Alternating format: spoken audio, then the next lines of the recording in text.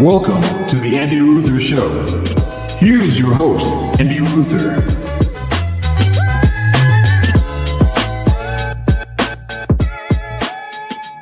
Welcome to the Andy Ruther Show. That is me, Andy Ruther, coming on this Wednesday evening. About to get a big storm here. In case you cared about the current weather sitch here in Cincinnati, Ohio. About to get a big storm, a little summer rain.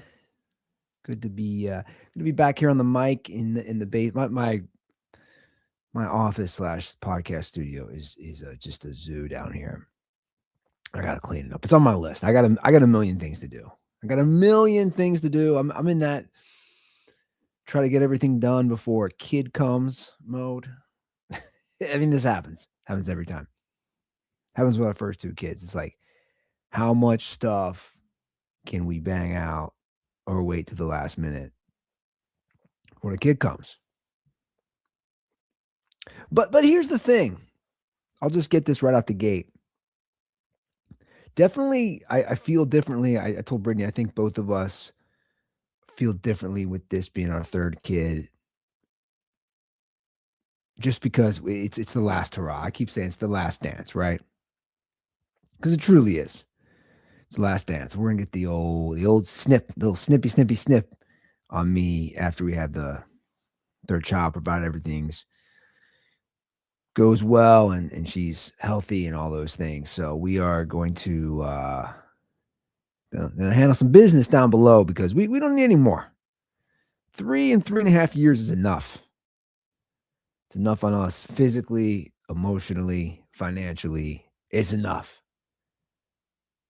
People think we're crazy. Joe Prano did when he was here last week for 20 hours that he was here. He looked at my two little girls, and I think you just see it up close how young they are. And he's like, "You're the third?" I'm like, yeah, a couple months. Right now, C-section tentatively scheduled for August 26th. So that's 2 months and 9 days, August 26th. So that third little girl is right around the corner. But you know what? I don't have anxiety. I don't have a nervous energy, which I definitely had for the first two kids. I definitely had that. Before Isla was born, it was all the unknown that was on my mind. The unknown of never being a parent before, of handling a baby, of suddenly being in charge of someone's life. There was that. And then there was the financial unknown, because everybody talks about how expensive kids are, because they are. And you go through all those things, how's this going to affect our family and the budget and all that crap. And then before Molly was born, it truthfully was me just dreading, absolutely dreading the baby stage. Like every day leading up to it for the last few months, I was like, oh, RIP my sleep. Which probably was the worst mindset to head into that, truthfully. It was just, I don't want to do this again. I'm just now in a good state with Isla and sleep and all those things. And now we're going to just run it back. We're just going to run it back. But I don't have that right now. I'm kind of at peace, truthfully. I know it's going to be rough because I'm going to have two young kids and we're going to throw a baby into the mix. I know this. I'm already not getting sleep right now, truthfully, especially now that I'm working in the office 4 days a week. Not getting much sleep at all because my nights are busy with other things, other creative projects, whether it's dirty sports or other things I'm working on, and just being up late with the kids. Not late, but trying to get them in bed by 8:30. It's just you don't have much time. So I'm not worried about that. I just the expectations are just get through this. I keep telling Brittany 2028 is our let's just get to that. Let's just get to 2028 where the baby's like almost a year and a half old. Our oldest kid will be almost 5. Our middle kid will be almost 3. I was like, let's just get to 2028. Like that's the targeted date of just after this birth, another brutal 18 months. And who knows? Maybe it could be longer. Maybe it could be shorter. I don't know. I just, I think that's what men do. I just want to target that date in my head to just give myself some sort of light at the end of the tunnel. And it's tough. It's tough because even still, Molly right now is still just a pain in our ass. You can't just put her down and her go to sleep. It's still not working. She barfed everywhere twice again in the last few weeks because she gets so worked up. They're just letting her cry. They're just letting her cry it out. ChatGPT has failed me. It's just failed me because just letting her cry it out has not worked. So I've given up. I was such an advocate. I was such a proponent of ChatGPT and this is going so well. Well, it's not anymore. So we're still dealing with that. And for the record, I don't feel sorry for myself. Brittany doesn't feel sorry for her. So we don't we chose this path. This is the path we chose to have 3 kids in 3.5 years. We don't feel sorry for ourselves, but it doesn't make it easy at times. It doesn't make it easy. But there is a sense of peace going in where you're like, this is the last kid. Again, this is the last dance. This is the last hurrah. And truthfully being thankful about what we've created, the family that we've created.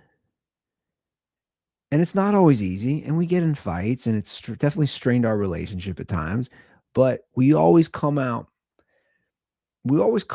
better as a couple. I'll give us that. We always, even through like some rough nights or some rough weeks, whatever it is, some bumpy roads that we've gone through, you come out better.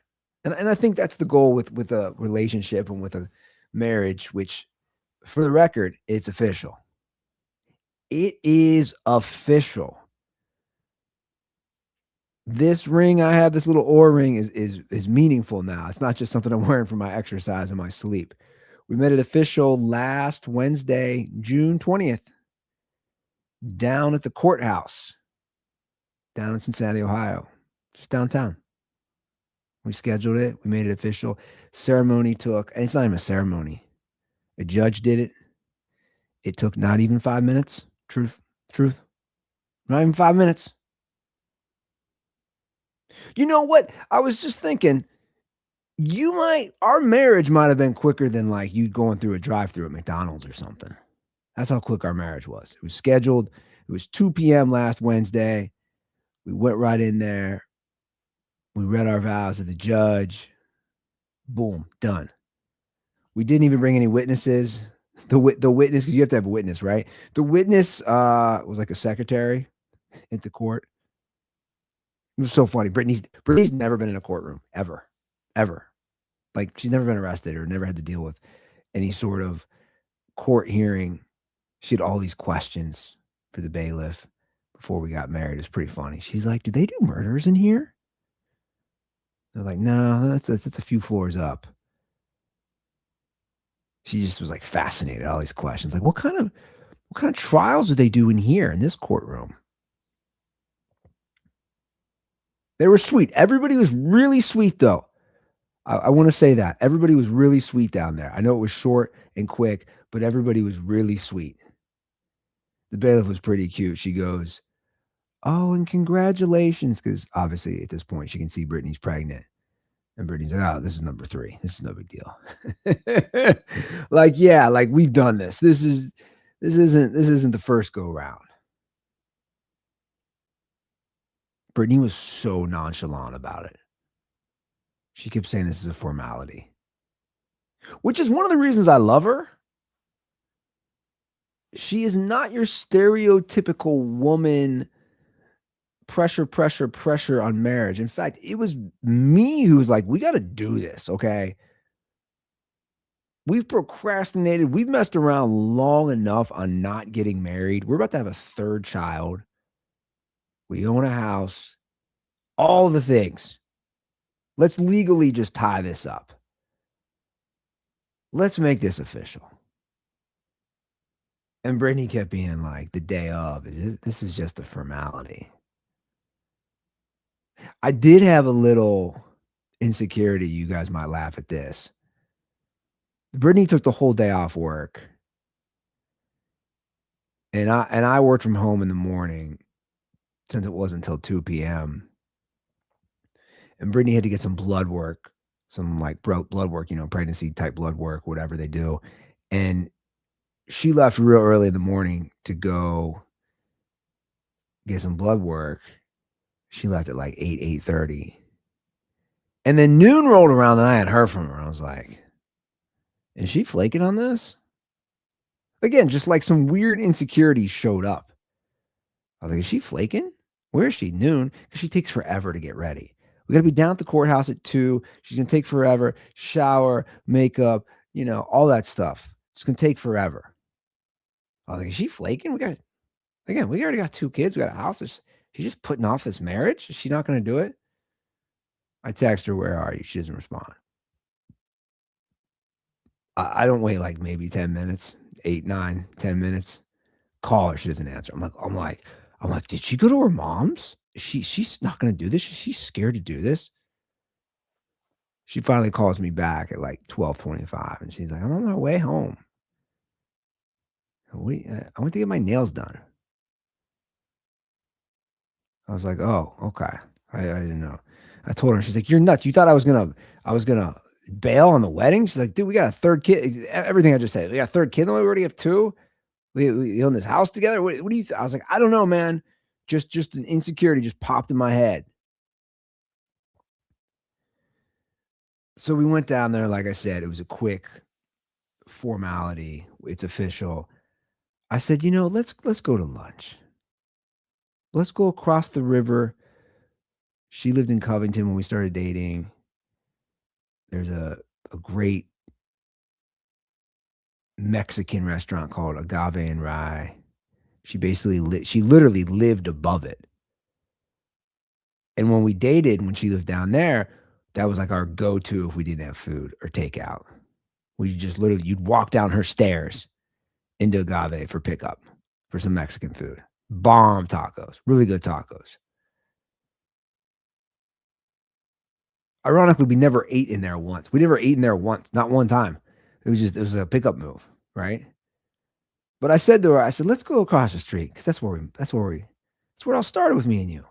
Where I started right there in Covington, Kentucky.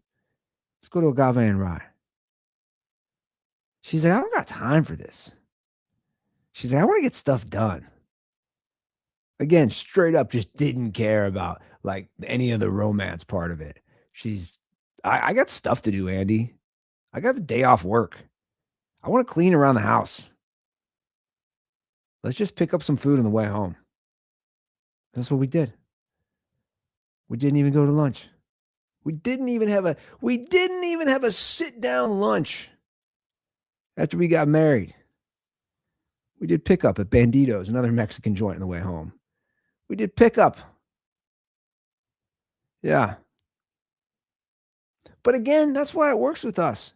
I didn't take it personally. Now, did I want to go to lunch and have a nice little official post-marriage lunch? Yeah. But she's like, I want to clean. I go, cool. I'm not going to stop you if you want to clean the house.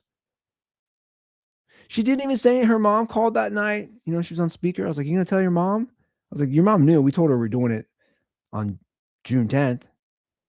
She's like, tell him what? I don't want to talk about it. It's not a big deal. That's how she kept me in.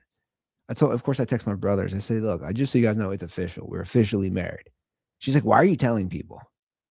Don't post anything. I'm like, I'm not posting anything on social because I've referred to you as my wife. You referred to me as your husband for a few years now. I'm not posting anything to make this big to do about it. But we're officially married now. I mean, we're legally binded. Yeah, she was just so nonchalant about it. It's pretty funny. But I must say, it does feel good to make it official. I do feel better.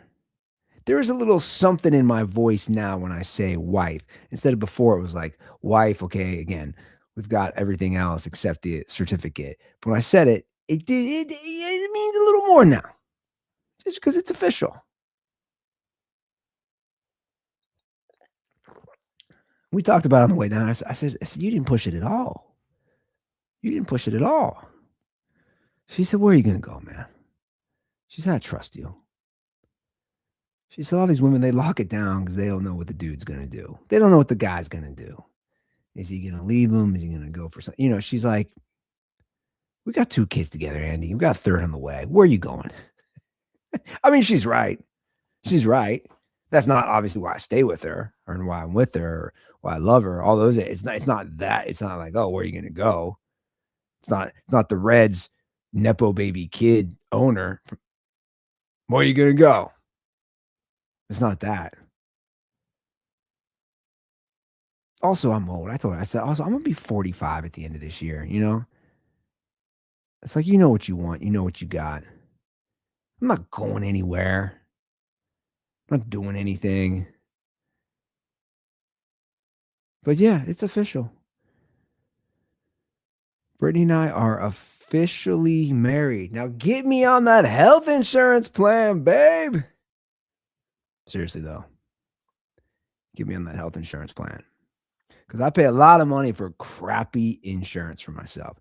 Get me on that University of Cincinnati health insurance plan. It's a perk. It's a nice perk. So I don't have to pay that $480. Now that I got a car, now that I got a ride, now that I got the Kia Carnival monthly payment, which I love, by the way. I have fully embraced the dad minivan. I literally have text. I was looking and finding text to my buddy, to my brothers from not even long ago, 2 years ago. Maybe some a year ago saying that's the death of me if I get a minivan. That's when it's over. It's lights out on my life expectations, on my life caring when I get a minivan.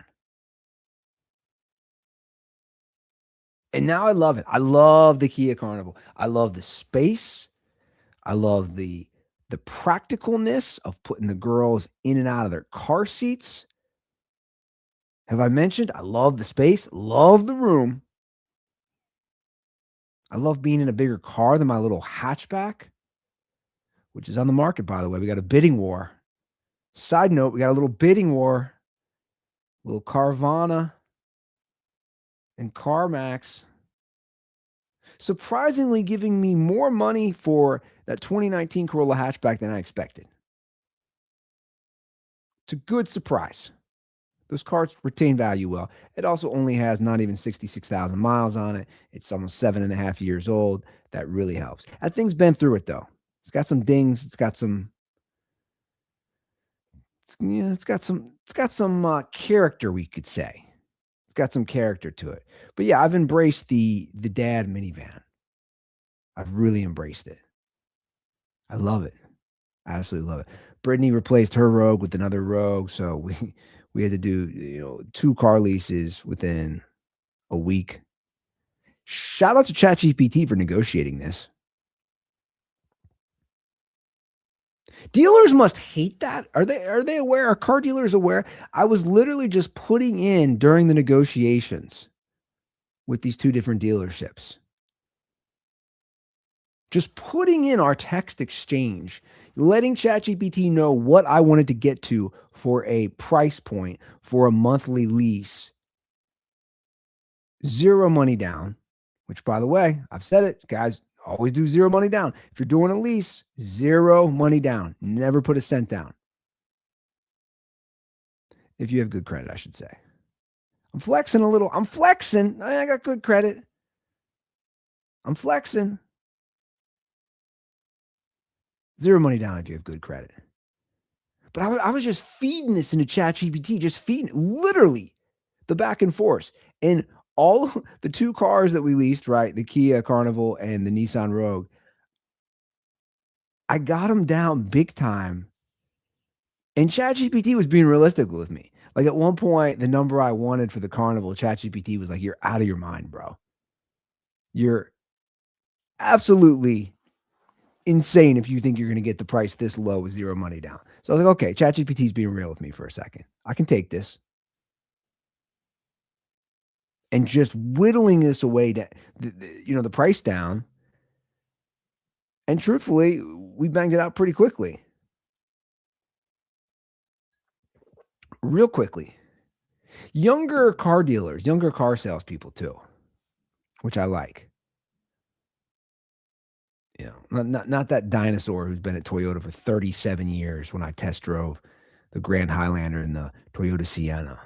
I've been doing this for 37 years. Yeah, buddy, that's why I'm not working with you. Like, this is taking too long. The younger guys get it. I'm like, let's just try to get to this price point. Can we do this? What do we got to do? Do we got to maybe downgrade? We might maybe got to give up some things, get a different model of this vehicle. What do we got to do?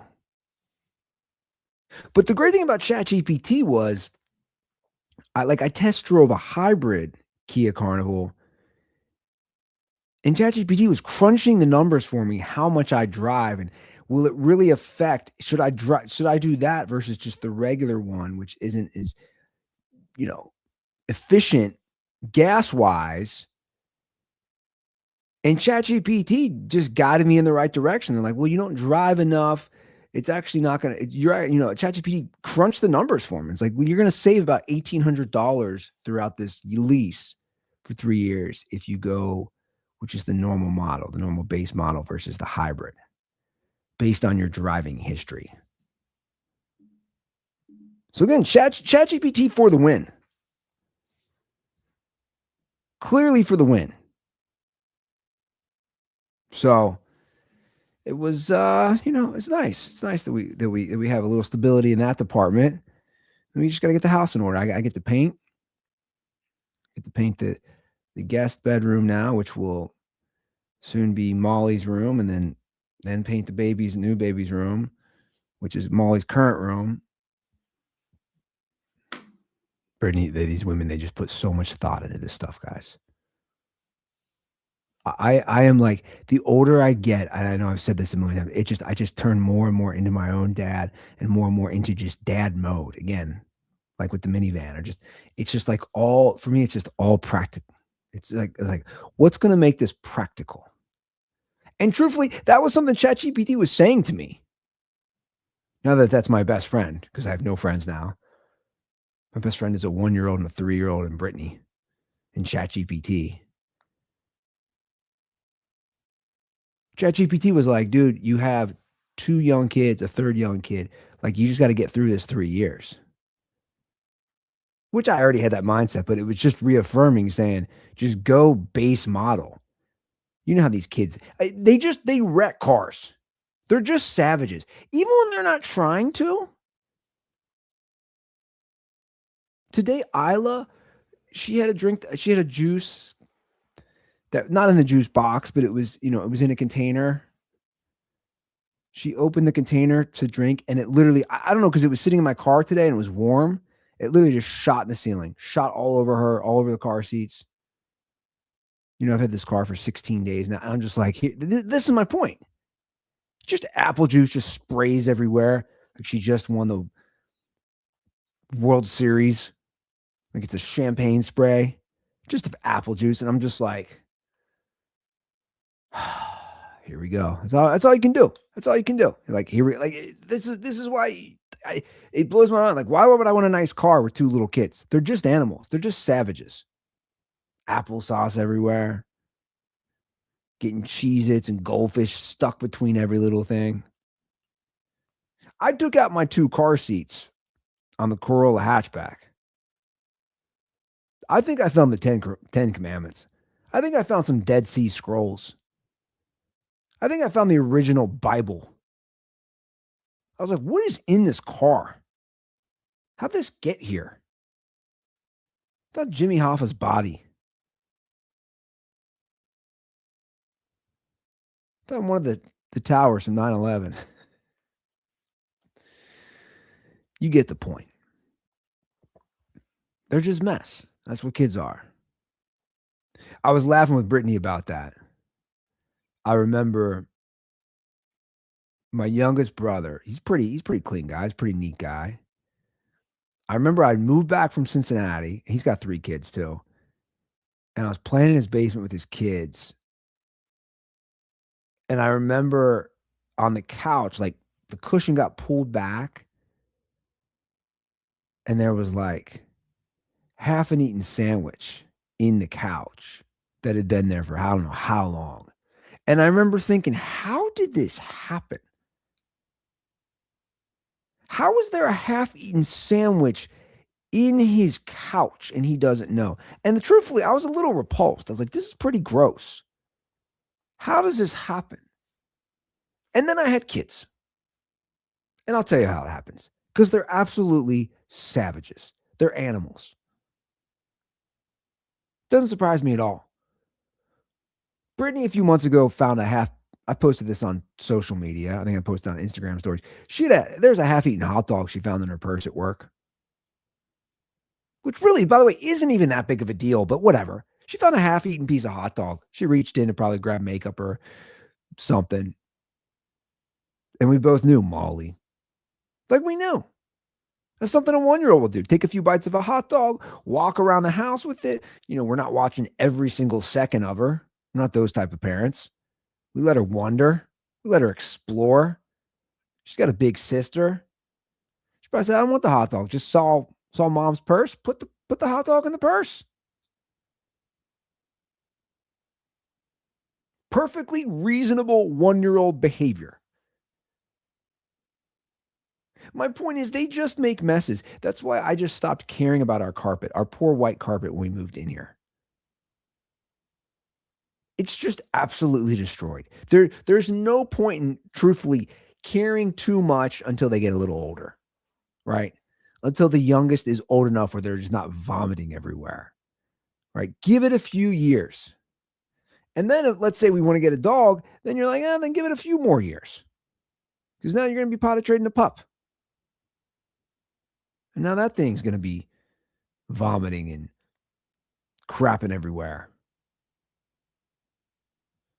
So yeah, this is what happens when you have kids, guys. If you're thinking about it, just know going in, they're just animals. They're just absolute savages. But truthfully, I wouldn't change it. I wouldn't change it. Father's Day is obviously this week. This is my, 4th Father's Day, 23, 24, 25, 26, my 4th. I wouldn't change it for the world. Wouldn't change it for the world. Love my kids. They drive me crazy at times, lose my mind. But I absolutely love them. Wouldn't trade anything. Poor little Isla, a lot more questions now about my parents, a lot more questions about where they are. It's tough. That's not easy. I was telling her the other day, I was like, I really wish you would have got to meet my parents, man. I really wish. It's confusing for her. Again, I don't think kids fully, what did my therapist say? They don't fully understand death till about 9, 8, 9. They don't fully comprehend it. Isla's now starting to understand that I lived in California for a bunch of years, and she's like, are Mimi in Dalton, California? So no, they're in heaven. She sees certain people and she thinks that's my mom. It's not easy, but this is what it is. This is what it is. We'll get through it. She likes hearing stories, and I enjoy that. I enjoy telling her stories about my parents. That's good. That's fun. But I wouldn't change, I wouldn't change anything with my kids. I mean, I would change certain things I've done, but I'm saying I wouldn't change having my kids. We'll see. We'll see. By the way, we'll see I'm saying this now. Talk to me in a few months when I threw that third in. When I just threw that third in. It's like pouring gasoline on a fire. That's what we're doing. Let's go. At least I got a minivan. But it's tough, like I said, it's tough. It's funny, I performed. I came out of stand-up comedy retirement this past weekend. down at a venue called The Comet, which does music throughout the week, and then they do stand-up comedy on Saturday nights in the north side of Cincinnati. Joe Prano was headlining, and I did two 12-minute sets. And the first show went pretty well. Second show was not my best. It wasn't the best for everybody, truthfully. A little different crowd. And it felt nice. It felt nice to come out of comedy retirement, truthfully. And the guy who books the show was real nice. He was real nice to me. He's like, I've seen enough. You can do a guest spot whenever you want, which was nice. He's like, you can do a guest spot. You want to ever come down here on a Saturday night, work out some bits? He said, we got a great open mic on Thursdays from 7 to 9. And the truth is, I loved hearing all that stuff. And I was like, oh, I could totally get back into this. I could totally see myself just talking about my life now, which obviously I did on Saturday about being a dad, and all my bits are about that, and potty training my kids, and reading Curious George books, and these new books or these new bits that I'm working on. But then realistically, I'm like 7 to 9 just doesn't work for me trying out some new material on an open mic on Thursdays. It just doesn't work. Brittany and I tag team the girls. That usually goes to about 8:30, 8:45. It would be tough for me to do that. Maybe pop into a guest spot. Yeah, that'd be great. I can't do that every week, though. Can't be asking for a guest spot every week. Point is, I can't really fully get back into stand-up comedy. Just not right now.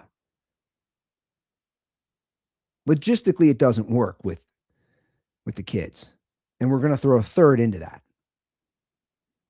But I think maybe me doing guest spots or me doing an open mic occasionally would be good for me also to get away from the house, get away from the girls. I think that would be nice. And continue to do videos at home. I got to do more of those on social media because that's almost my comedy. That's almost my therapy. Doing those things, talking about this dad life, this old dad life. Being a dad post 40 for, multiple kids. But I enjoyed it. It was nice to get back in the stand-up scene. It was nice to get back on stage. It really was. And it's just different. It's just different now than when I was doing it, right? I basically stopped in March of 2020. It was over 6 years ago. A lot has changed, not only in my life, but things I want to talk about on stage. This world has changed a lot. This world has changed a ton since March of 2020. A lot has happened. Socially, geopolitically, a lot has happened. And again, personally, a lot has happened. But it was good.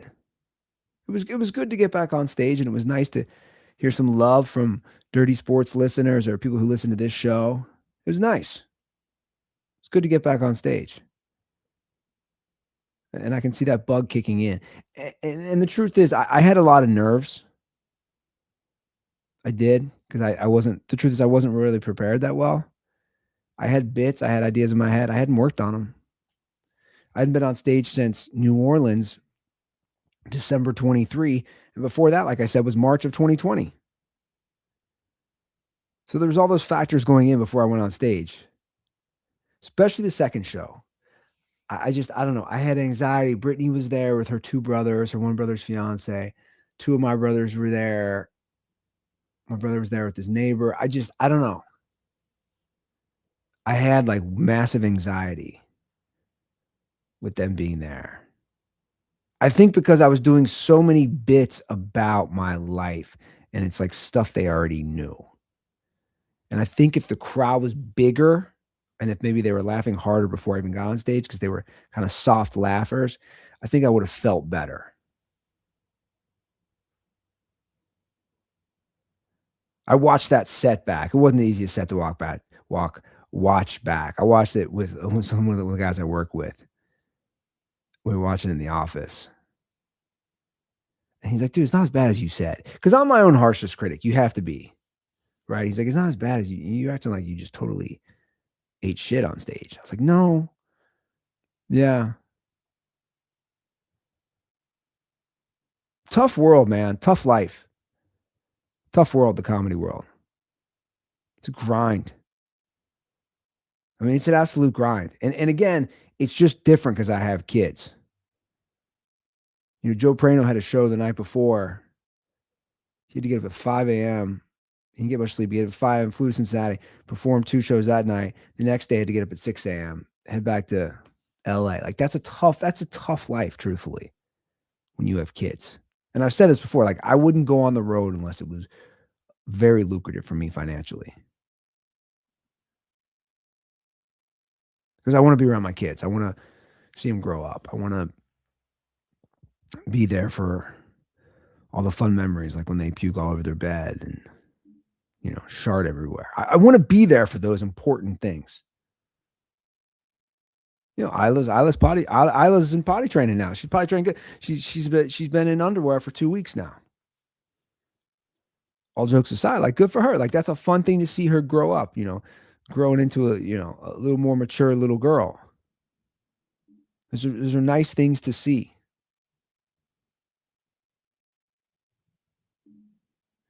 She's nuts, by the way. I was out with some family, sadly at a funeral yesterday on my mom's side of the family. And my cousin was like, "So which one of your girls is like you?" And I said, "Oh, my oldest. She's just a little ham. She's a little show off. She looks like me and she acts like me. She's dramatic. She's sensitive. But I mean, just always wanting to giggle, laugh." I was like, that's my Isla. That's my girl. That's who's like me." And she can also be a total asshole, truthfully. I'll just call it as it is. She got attitude.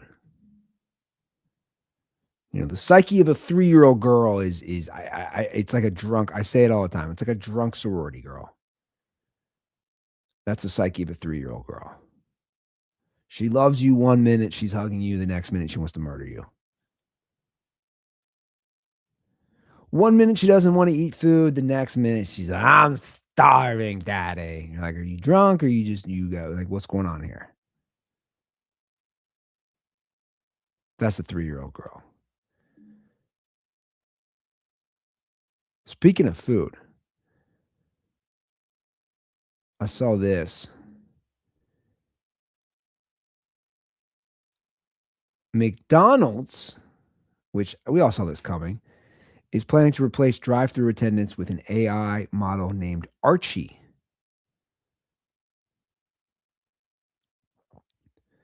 They were able to make 90% of orders without human interaction in a recent test, and they're preparing to roll it out every day in the US McDonald's.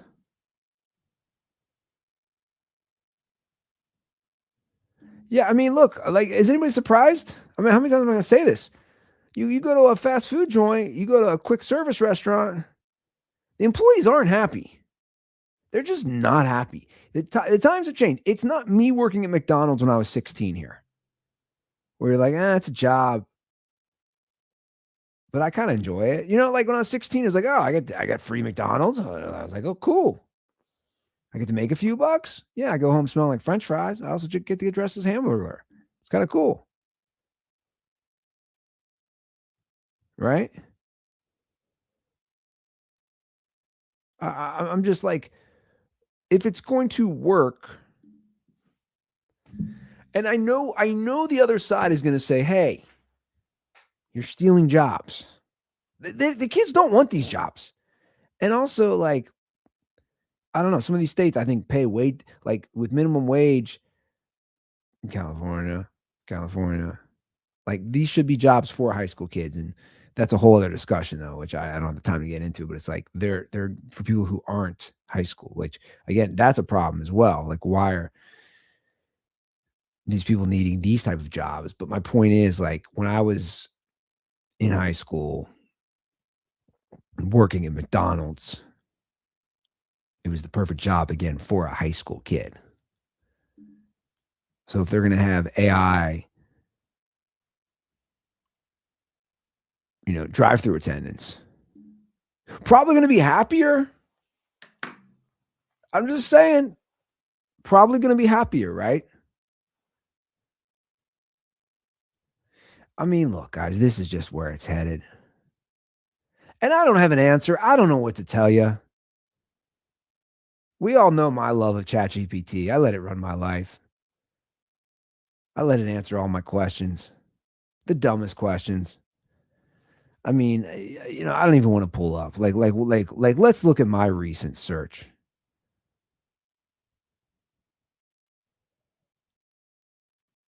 I mean, all this stuff. Recent searches: Kia Carnival CarPlay. We're having issues with my Apple CarPlay. Kia Carnival CarPlay issue. Carvana versus CarMax. Puppy with a baby. When I'm asking when's the best time to get a puppy. Took a picture of my basement drain. Is there an issue with this? I literally put in odds of my daughters being a Swiftie. Guys, this is where my head's at. What is the procedure for vasectomies?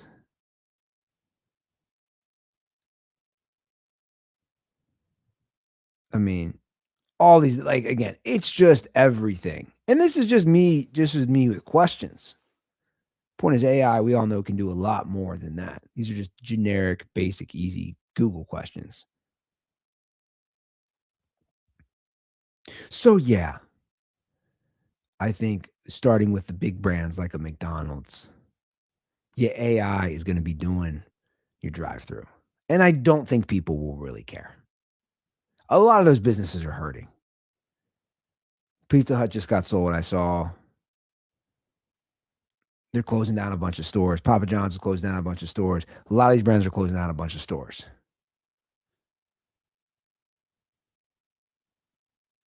So maybe it's AI. Maybe that's the key. Sorry to my daughters.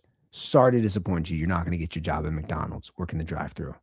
You're not going to get to follow in your dad's footsteps of being a hamburglar for kids' birthday parties. Sorry to my daughters.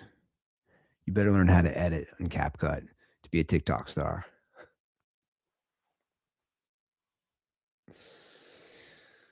No, I don't want that either. I don't know. I don't know what I want. I don't even know. I've said this a million times. I don't know what the expectations are for college, for higher learning, all that stuff. I don't know.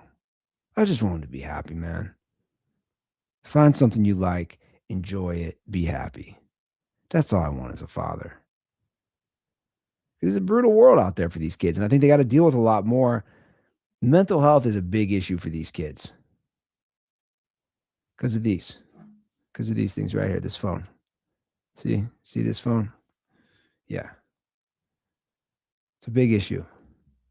A lot of bad things on there, especially the social media. So kids got to deal with a lot more now. It's a lot different. The economy is a lot different. We already talked about AI. All those things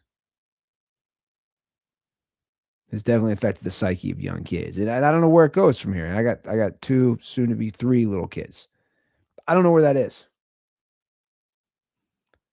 But it's not working to drive through at McDonald's. It's not following dad's footsteps. Working the fries. Handing out McFlurries. It's not doing that. Anyway, guys, let's pull up the old hotline. Thank you for all the car dealerships who are still calling the Andy Ruther Show hotline. Weeks later, I've ghosted you, but you will still continue to text and call the Andy Ruther Show hotline because I gave you this number, 859-935-0078. Once again, 859-935-0078. My DMs are always open, guys. I enjoy the DMs about parenting stuff, kids stuff. I enjoyed talking to some of you guys at the comedy shows this weekend about that. Misery loves company, right? Like we're like, especially the young parents, the new parents, whatever it is. It's like we're all in this boat, man. We're all in this ship. We're in this together. It ain't easy. So DMs are always open at Andy Ruther. So let me know. All right, guys, I'm going to get out of here on that note. Thanks for tuning in. Thanks for watching. Good to be back on. Have a great week. In the words of the late, great Walter Ruther, over and out.